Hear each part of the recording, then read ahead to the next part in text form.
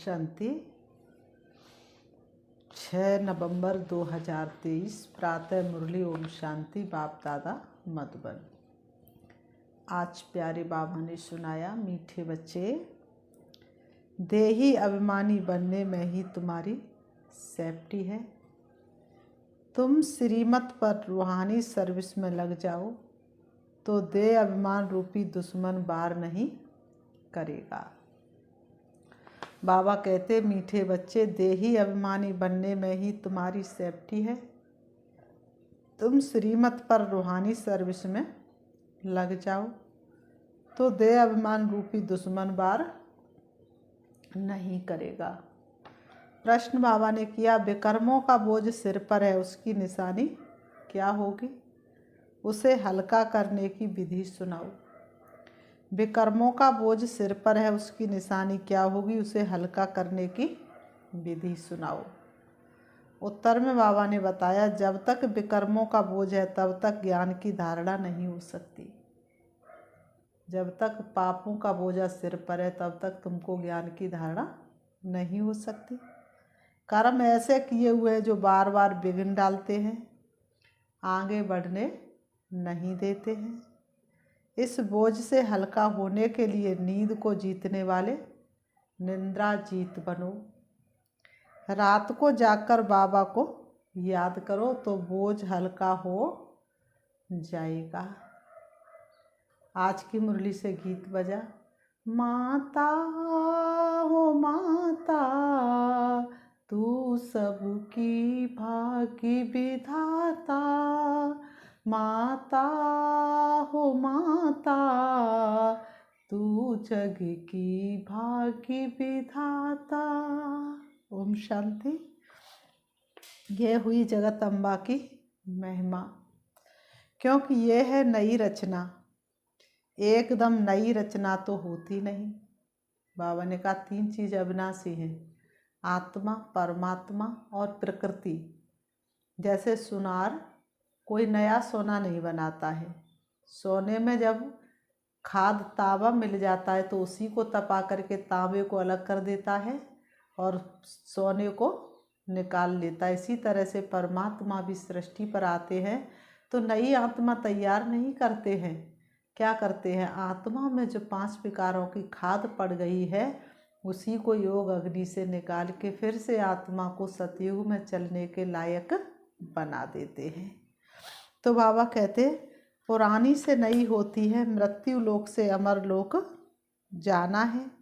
यह जैसे जीने और मरने का सवाल है, या तो मृत्यु लोक में मरकर ख़त्म होना या तो जीते जी मरकर अमर लोक में चलना है।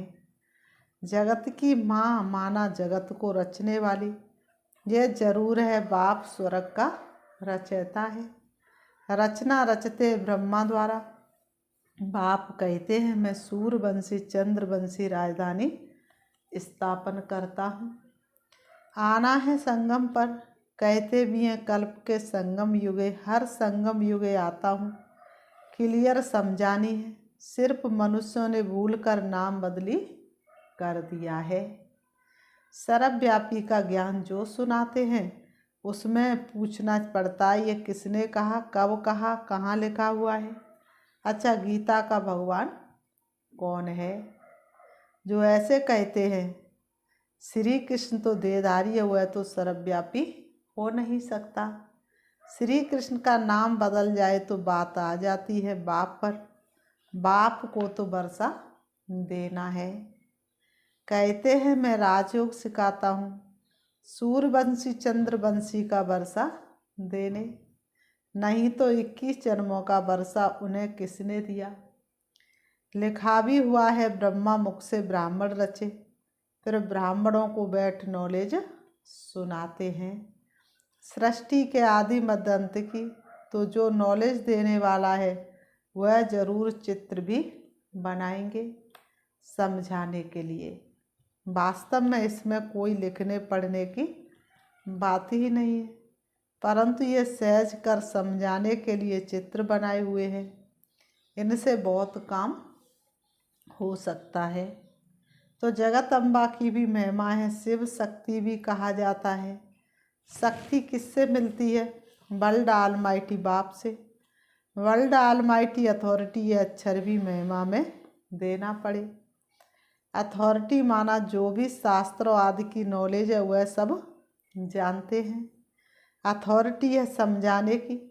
ब्रह्मा के हाथ में शास्त्र भी दिखाते हैं और कहते ब्रह्मा मुख कमल द्वारा सभी वेद शास्त्रों का राज समझाते हैं।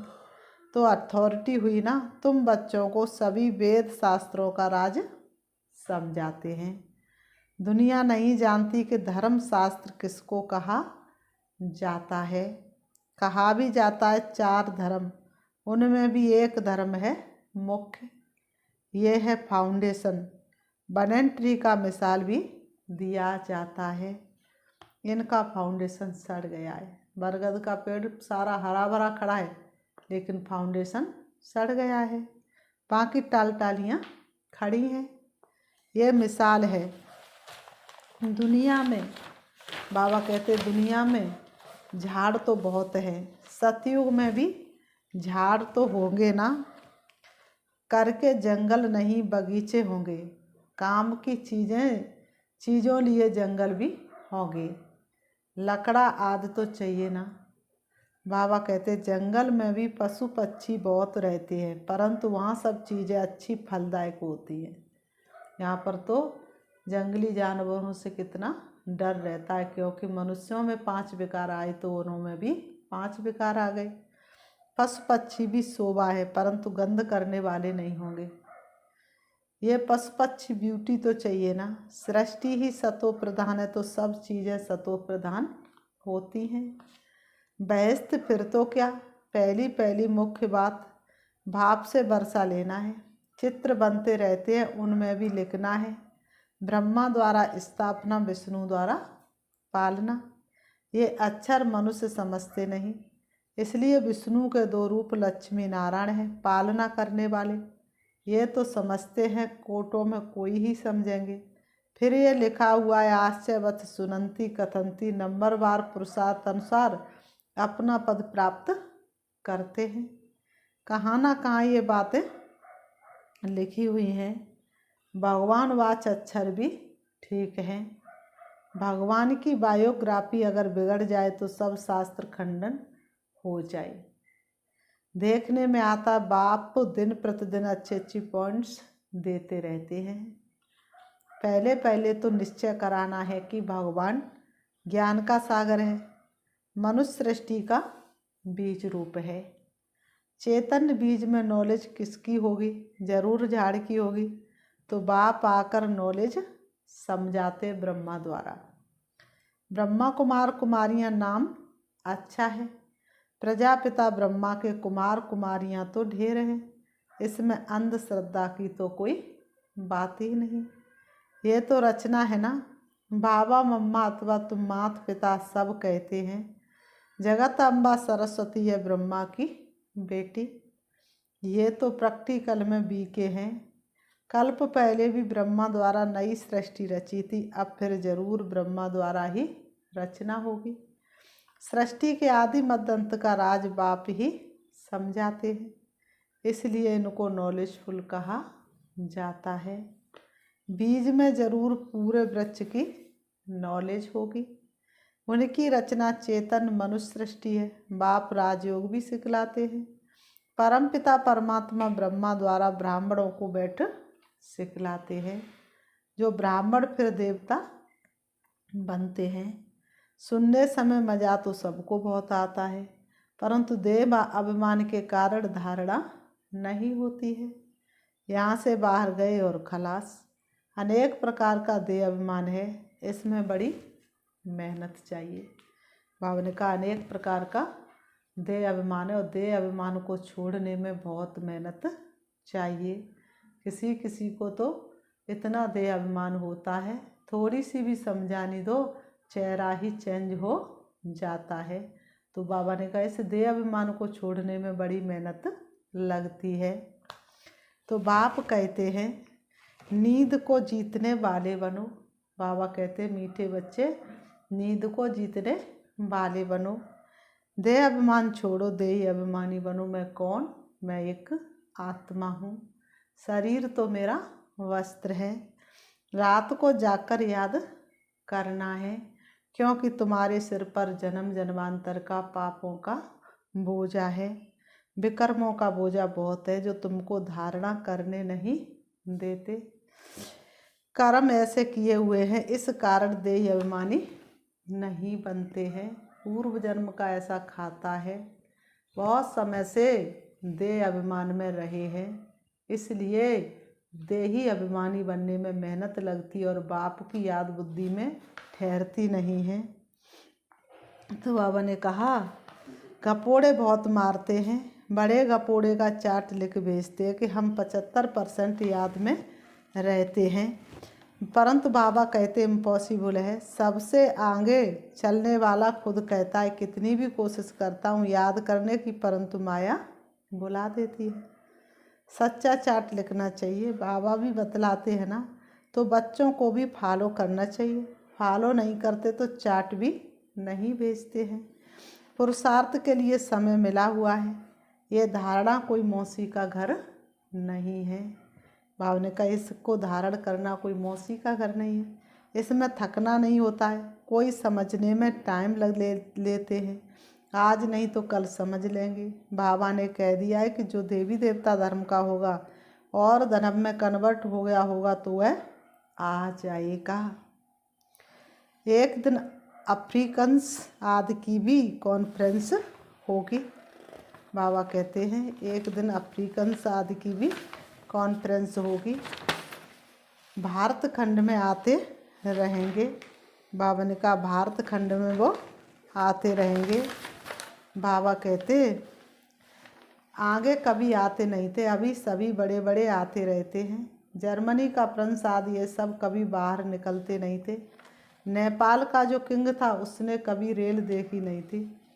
बाबा ने कहा नेपाल का जो राजा था उसने कभी रेल नहीं देखी थी, बताओ, राज्य के अलावा कहीं गया ही नहीं था। बाबा ने कहा अपनी हद से बाहर कहाँ जाने का हुक्म नहीं था। पोप कभी बाहर नहीं निकला था, अभी आया।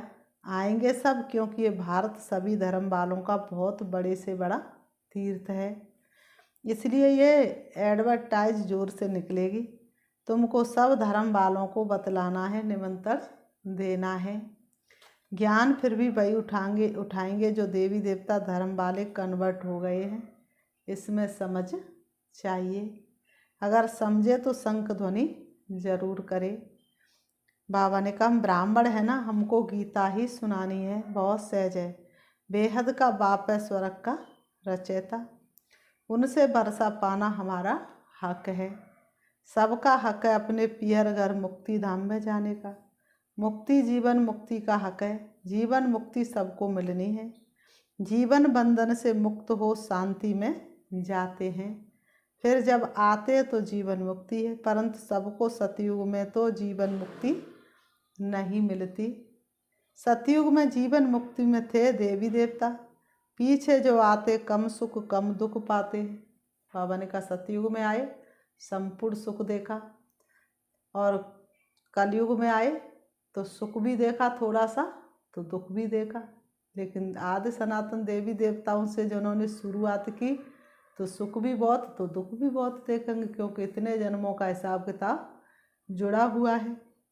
ये हिसाब किताब है।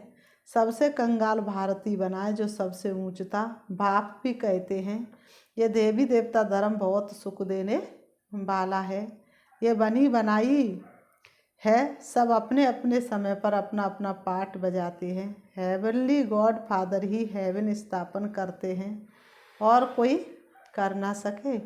क्राइस्ट से 3000 वर्ष पहले बरोबर कहते हैं हेवन था, नई दुनिया थी। क्राइस्ट कोई वहाँ थोड़े ही आएगा, वह अपने समय पर ही आता है, फिर उनको अपना पाठ रिपीट करना है। ये सब बुद्धि में बैठे तो श्रीमत पर चले। सबकी बुद्धि एक जैसी नहीं है, श्रीमत पर चलने की हिम्मत चाहिए। फिर से बाबा आप जो खिलाओ जो पहनाओ, ब्रह्मा और जगत अम्बा द्वारा, ब्रह्मा द्वारा ही सब कुछ करेंगे ना, तो दोनों कंबाइंड है, ब्रह्मा द्वारा ही कर्तव्य करेंगे। शरीर तो दो इकट्ठे नहीं हैं, कोई कोई कंबाइंड शरीर भी देखा है बाबा ने। सोल तो दोनों की अलग अलग हो गई हैं। इसमें बाबा प्रवेश करते हैं, वह है नॉलेजफुल। तो नॉलेज किस द्वारा दे? श्री कृष्ण का चित्र तो अलग है, यहाँ तो ब्रह्मा चाहिए। प्रैक्टिकल में ब्रह्मा कुमार कुमारियाँ कितने हैं? ये कोई अंधश्रद्धा तो नहीं है। एडॉप्टेड चिल्ड्रन को भगवान पढ़ाते हैं। कल्प पहले जो एडॉप्ट हुए वही अब होते हैं। बाहर ऑफिस में तो कोई नहीं कहेंगे हम बीके हैं, ये गुप्त हो गया। ऑफिसर भी ज्ञान में चलते हैं और उनसे कोई साइन कराए तो ये थोड़ी नहीं लिखेंगे हम बीके हैं, तो उन्होंने कहा ये गुप्त हो गया। शिव बाबा की संतान तो है ही, बाकी रचना नई सृष्टि की रचनी होती है। पुरानी से नया बनाते हैं। आत्मा में खाद पड़ने से पुरानी हो जाती है। सोने में ही खाद पड़ती है तो फिर झूठा हो जाता है। आत्मा झूठी होती है तो शरीर भी झूठा हो जाता है। फिर सच्चा कैसे हो? झूठी चीज़ को आग में डालते हैं पवित्र करने के लिए, तो कितना बड़ा विनाश होता है। ये त्योहार आदि सब भारत के हैं, ये किसके और कब के हैं कोई जानते नहीं। नॉलेज बहुत कम उठा सकते हैं। पिछाड़ी में करके राजाई मिली, उससे क्या बहुत थोड़ा सुख हुआ ना। दुख तो धीरे धीरे शुरू हो जाता है, इसलिए अच्छी रीति पुरुषार्थ करना है। कितने नए बच्चे तीखे हो गए हैं, पुराने अटेंशन नहीं देते हैं। नए नए बच्चे तीखे हो गए, पुराने अटेंशन नहीं देते हैं। दे अभिमान बहुत है, सर्विस करने वाला ही दिल पर चढ़ेगा। शिव बाबा को लगते प्यारे दिन रात जो सेवा में गुजारे, बनते वो शिव के नैन सितारे दिन रात जो सेवा में गुजारे। कहा जाता ना अंदर एक बाहर दूसरा। बाबा अंदर से प्यार अच्छे अच्छे बच्चों को करेंगे, कोई बाहर से अच्छे अंदर से खराब होते हैं। कोई सर्विस नहीं करते, अंधों की लाठी नहीं बनते हैं। अभी मरने जीने का सवाल है। अमरपुरी में ऊंच पद पाना है। मालूम पड़ता किस किस ने कल्प पहले पुरुषार्थ कर ऊंच पद पाया है, वह सब देखने में आता है। जितना जितना देही अभिमानी बनेंगे उतना सेफ्टी से में चलते रहेंगे। देह अभिमान हरा देता है, बाप तो कहेंगे। श्रीमत पर जितना रूहानी सर्विस में चल सको उतना अच्छा है। सबको बाबा समझाते, चित्रों पर समझाना बहुत सहज है। ब्रह्मा कुमार कुमारियाँ तो सब हैं, वह शिव बाबा है बड़ा बाबा। फिर नई सृष्टि रचते, गाते भी हैं मनुष्य से देवता। सिख धर्म वाले भी उस भगवान की महिमा करते। गुरु नानक के अक्षर बहुत अच्छे हैं, जप साहिब को तो सुख मिलेगा। यह है तंत्र सार, सच्चे साहिब को याद करेंगे तो सुख पाएंगे, अर्थात वर्षा मिलेगा। मानते तो हैं एक ओंकार, आत्मा को कोई काल नहीं खा सकता। आत्मा मैली होती है, बाकी विनाश नहीं होती, इसलिए अकाल मूर्त कहते। बाप समझाते हैं मैं अकाल मूर्त हूँ तो आत्माएं भी अविनाशी हैं। हाँ, बाकी पुनर्जन्म में आती हैं। हम एक रस हैं, साफ बतलाते मैं ज्ञान का सागर हूँ, रूप बसंत भी हूँ। तो ये बातें समझकर समझानी, अंधों की लाठी बनना है। जी दान देना, फिर कभी अकाल मृत्यु नहीं होगा, तुम काल पर विजय पाते हो। फिर बाबा ने कहा अच्छा मीठे मीठे सिखी लते बच्चों प्रति माता पिता बाप दादा का याद प्यार और गुड मॉर्निंग। रूहानी बाप की रूहानी बच्चों को नमस्ते। हम रूहानी बच्चों की रूहानी बाप दादा को याद प्यार और नमस्ते नमस्ते नमस्ते। धारणा के लिए मुख्य सार नंबर 1, श्रीमत पर रूहानी सर्विस करनी है, अंधों की लाठी बनना है, शंख ध्वनि जरूर करनी है। श्रीमत पर रूहानी सर्विस करनी है, अंधों की लाठी बनना है, शंख ध्वनि जरूर करनी है। नंबर 2, देही अभिमानी बनने के लिए याद का चार्ट रखना है, रात को जागकर खास याद करना है, याद में थकना नहीं है। बाबा कहते याद में थकना नहीं है। वरदान, सदा अपनी श्रेष्ठ शान में रह परेशानियों को मिटाने वाले मास्टर सर्वशक्तिवान भव। सदा अपनी श्रेष्ठ शान में रह परेशानियों को मिटाने वाले मास्टर सर्वशक्तिवान भव। स्पष्टीकरण है, सदा ये वरदान स्मृति में रहे कि हम अपनी श्रेष्ठ शान में रहने वाले औरों की भी परेशानी को मिटाने वाले मास्टर सर्वशक्तिवान है, कमज़ोर नहीं, श्रेष्ठ शान के तख्त नशीन हैं।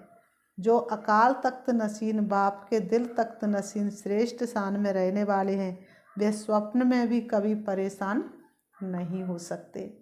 कोई कितना भी परेशान करे लेकिन अपनी श्रेष्ठ शान में ही रहते हैं। स्लोगन: सदा अपने स्वमान में रहो तो सर्व का मान मिलता रहेगा। सदा अपने स्वमान में रहो तो सर्व का मान मिलता रहेगा।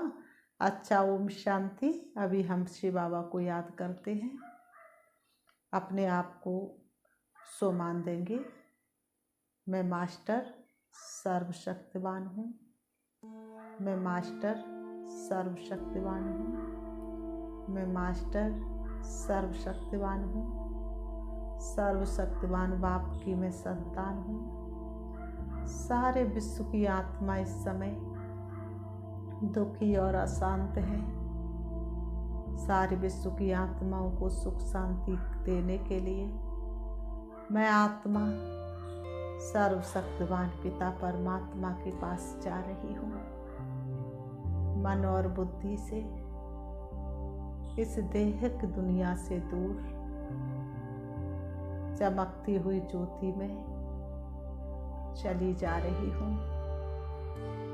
देह अलग है और मैं आत्मा अलग हूँ। मैं उड़ रही हूँ खुले आसमान में, उससे भी ऊपर मैं चली जाती हूँ, सूरज चांद सितारों से पार। अब मैं फरिश्तों की दुनिया से भी ऊपर पहुँच गई, सर्वशक्तिवान बाप के पास, जिनकी सर्व शक्तियाँ संपूर्ण ब्रह्मांड में फैली हुई हैं। संपूर्ण ब्रह्मांड उनकी शक्तियों से शक्तिशाली है। मैं आत्मा सर्वशक्तिवान बाप के सन्मुख हूँ। उनकी शक्तिशाली किरणें, तीखी तीखी किरणें मुझे आत्मा में समा रही हैं और मैं आत्मा शक्तिशाली बनती जा रही हूँ, भरपूर हो रही हूँ। मेरी सारी कमी कमजोरी समाप्त हो रही है। शिव बाबा से शक्ति लेकर सारे विश्व की आत्माओं को शक्ति देने के लिए मैं परम धाम से नीचे, सूक्ष्म वतन से नीचे मैं आत्मा आ जाती हूँ सृष्टि गोलोक पर। मेरी शक्तिशाली किरणों ने संपूर्ण सृष्टि गोलोक को ढक लिया है। उससे निकलती हुई किरणें संपूर्ण विश्व के कोने कोने में फैल रही हैं। एक एक दुखी अशांत आत्माओं के मस्तक में पड़ रही हैं। सभी सुख शांति और आनंद का अनुभव कर रहे हैं। सभी शक्तिशाली बन रहे हैं, हल्कापन महसूस कर रहे हैं। मैं आत्मा सारे विश्व को प्रकाश देते हुए सृष्टि रंगमंच पर आ जाती हूँ। आकर के दोनों भ्रमों के बीच भ्रकुटी में विराजमान हो जाती हूँ। ओम शांति।